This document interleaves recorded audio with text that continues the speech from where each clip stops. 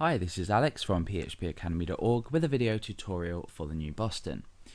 In the last video we took a look at loading 3 different iframes, and we used the .load event handler to actually wait until each one had been loaded, and we looked at the example with images as well.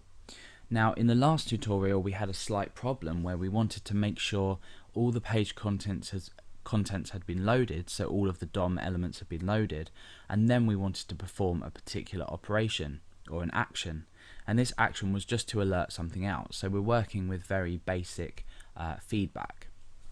Now what happens if I go ahead and have 3 different iframes on a page? I'm going to go ahead and just define these now.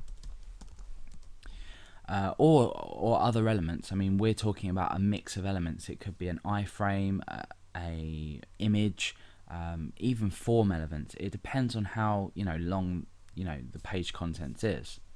But we're going to go ahead and have 3 different iframes here. So we go ahead and make 3 of these, and obviously the sources are going to be different. We're going to have ebay.co.uk, and then we're going to go ahead and have phpacademy.org.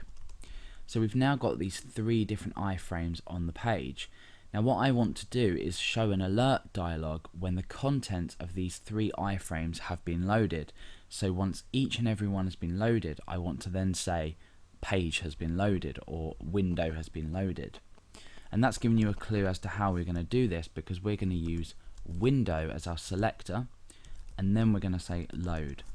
So window.load, inside of this we define a function as we usually would, but this time this is going to wait for the entire contents of the page with regards to the elements themselves to load. We're not talking about as soon as the DOM has loaded and is ready to go.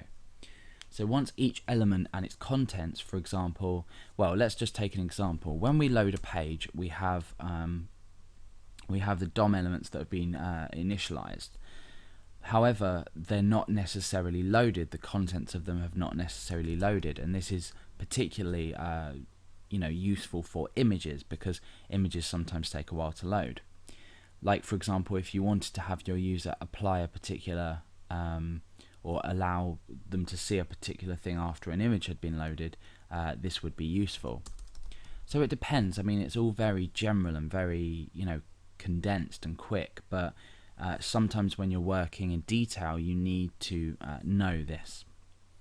Okay, so after window has loaded, we want to go ahead and alert out loaded. So what this will do is it will check that each contents of these iframes have been loaded, and then it will say the message loaded. So let's go ahead over to our browser and take a look at this. I'm going to go ahead and refresh the page. Now you can see that all the pages are loading, and now we have this dialog. So you notice that each one of these iframes took the time to load before they actually were available and appeared. So we have all of the iframe contents loaded now.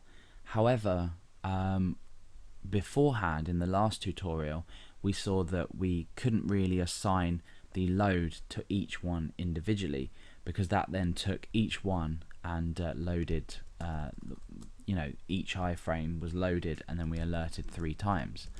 So in the last tutorial we did iframe by generally selecting all iframes, and then when we went ahead and refreshed the page we got a message for each one that had loaded, as you can see. So that's the window.load. Usually with jQuery you're not going to go ahead, you're not really going to need to use this, and document ready and the function inside of that is enough to actually load the page and then start to perform actions. So it depends entirely, but feel free to go ahead to the jQuery documentation or Google search this, and there's lots of different information on each reasoning behind doing each one. However, we've looked at some classic raw examples of the differences between this and loading using this, and also loading using window.